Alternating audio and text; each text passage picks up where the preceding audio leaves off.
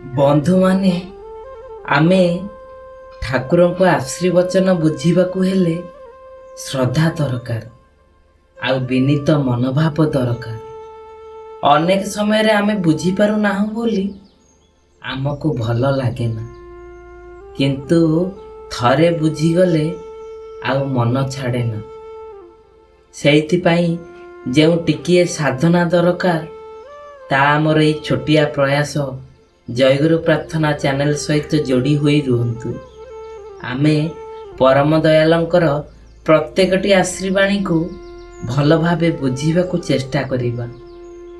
ଆଜି ବୁଝିବା ଶ୍ରୀ ଶ୍ରୀ ଠାକୁରଙ୍କର ଅମୀୟ ଆଶୀର୍ବଚନ ପଥର କଡ଼ିର ବାଣୀ ସଂଖ୍ୟା 10। ଶ୍ରୀ ଶ୍ରୀ ଠାକୁର କହୁଛନ୍ତି, ଯିଏ ବ୍ୟକ୍ତି ନିଜର ଅହଂ ପ୍ରତିଷ୍ଠାର ପ୍ରଲୋଭନରେ ଦିଗ ବିଦିଗ ହରା ଭଳି ନିଜର ଆଦର୍ଶ, ତାଙ୍କର ନୀତି ବିଧି ପ୍ରଣାଳୀ ଓ ଚାଲିଚଳନ ଇତ୍ୟାଦିର ଅବସାଦ ଓ ଅପମାନ ସୂଚକ ସମାଲୋଚନାରେ ତାଙ୍କର ଅନୁସରଣରୁ ପାରିପାର୍ଶ୍ୱିକର ବିକ୍ଷେପ ଘଟାଇ ବିଧ୍ୱସ୍ତିର ପଥ ପ୍ରସାରିତ କରିଦିଏ। ପ୍ରକୃତିର ଦୁଷ୍ଟ ଓ ଦୁର୍ବିପାକର ପ୍ରତିକ୍ରିୟାରେ ତାର ମସ୍ତିଷ୍କ ବିଭ୍ରାନ୍ତି ବିଭ୍ରାଟଗ୍ରସ୍ତ ହୋଇ ଅପଳାପୀ ଅବସାଦ ଅନୁଶାସନରେ ରୋଦନ ମୁଖର ହୋଇ ଗୌରବ ସାୟିତ ହୁଏ। ଏହା ଅତି ପ୍ରତ୍ୟକ୍ଷ। ଇଷ୍ଟପ୍ରାଣ ଯାଜନ ମୁଖର ହୋଇ ପାରିପାର୍ଶ୍ୱିକର ସେବାରେ ଇଷ୍ଟ ସ୍ୱାର୍ଥ ଓ ଇଷ୍ଟ ପ୍ରତିଷ୍ଠାକୁ ଆମନ୍ତ୍ରଣ କର, ନିସ୍ତାର ପାଇବ। ପରମ ଦୟାଳଙ୍କର ଏହି ଅମୃତ ବାଣୀଟି ଆସନ୍ତୁ ଆହୁରି ସହଜ ସରଳ ଭାବରେ ବୁଝିବା। ଦୟାଲ କହୁଛନ୍ତି, ମଣିଷର ଜୀବନରେ ଅହଂ ବା ନିଜକୁ ବଡ଼ ଭାବିବାର ମନୋଭାବ ଏକ ଅତ୍ୟନ୍ତ ସୂକ୍ଷ୍ମ କିନ୍ତୁ ଭୟଙ୍କର ଦୁର୍ବଳତା। ଯେତେବେଳେ ଏହି ଅହଂ ମଣିଷର ବୁଦ୍ଧିକୁ ଆବରଣ କରି ନେଇଥାଏ, ସେତେବେଳେ ସେ ମଣିଷ ନିଜର ଆଦର୍ଶ, ନୀତି ନିୟମ, ଚାଲିଚଳନ ଓ ସଠିକ୍ ପଥକୁ ବି ଭୁଲିଯାଏ। ଅହଙ୍କାରର ପ୍ରଲୋଭନରେ ସେ ଦିଗ୍ଭ୍ରାନ୍ତ ହୋଇ ଏକ ଅନ୍ଧ ମଣିଷ ପରି ଚାଲିବା ଆରମ୍ଭ କରେ। ଏପରି ବ୍ୟକ୍ତି ଧୀରେ ଧୀରେ ନିଜର ପୂର୍ବ ଆଦର୍ଶକୁ ଅବହେଳା କରିବା ଆରମ୍ଭ କରିଦିଏ। ଯେଉଁ ନୀତି ଯେଉଁ ବିଧିକୁ ସେ ପୂର୍ବେ ମାନୁଥିଲା, ସେଗୁଡ଼ିକୁ ସେ ଏବେ ଅନାବଶ୍ୟକ ବୋଲି ଭାବିନିଏ। ସେ ନିଜ ଚାଲିଚଳନକୁ ଅନ୍ୟମାନଙ୍କ ଠାରୁ ଶ୍ରେଷ୍ଠ ଭାବି ପାରିପାର୍ଶ୍ୱିକ ଲୋକଙ୍କର ମତ ଉପଦେଶ କିମ୍ବା ସମାଲୋଚନାକୁ ଅପମାନ ସହିତ ଗ୍ରହଣ କରେ। ଏହାର ଫଳରେ ତାଙ୍କର ଆଚରଣ ଓ କଥାବାର୍ତ୍ତା ପରିବେଶକୁ ବେଶ ବିକ୍ଷୁବ୍ଧ କରିଦିଏ। ଏପରି ଅହଙ୍କାରୀ ବ୍ୟକ୍ତିଙ୍କର ଅନୁସରଣ କଲେ ପାରିପାର୍ଶ୍ୱିକ ଲୋକମାନେ ମଧ୍ୟ ଭ୍ରମିତ ହୋଇଯାଆନ୍ତି। ସମାଜରେ ଅସନ୍ତୁଳନ, ଅସ୍ଥିରତା ଓ ବିରୋଧ ଜନ୍ମ ନେଇଥାଏ। ଧୀରେ ଧୀରେ ଏହା ଏକ ବିଧ୍ୱଂସର ପଥ ପ୍ରସାରିତ କରେ, ଯେଉଁଠାରେ ଶାନ୍ତି, ସମନ୍ୱୟ ଓ ସଦ୍ଭାବନା ସମ୍ପୂର୍ଣ୍ଣ ନଷ୍ଟ ହୋଇଯାଏ।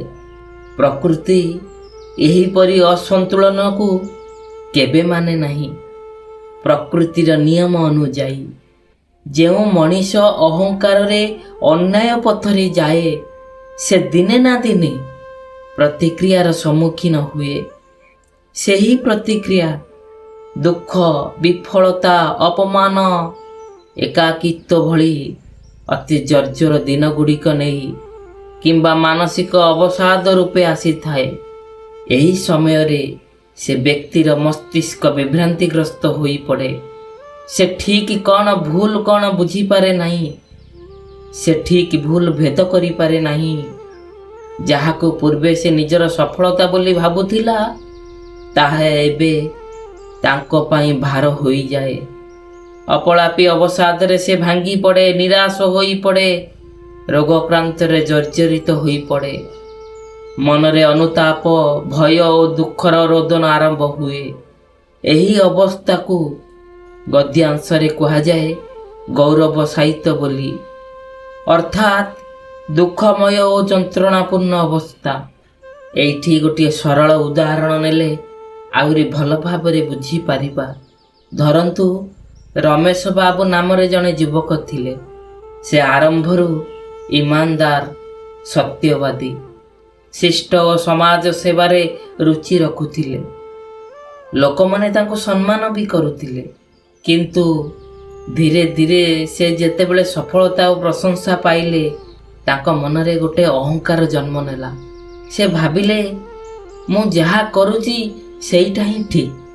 ଆଉ କିଏ କ'ଣ କହୁଛି, କିଏ କ'ଣ ମୋତେ ଉପଦେଶ ଦେବ, ସେଟା ତାର ମୂର୍ଖାମି।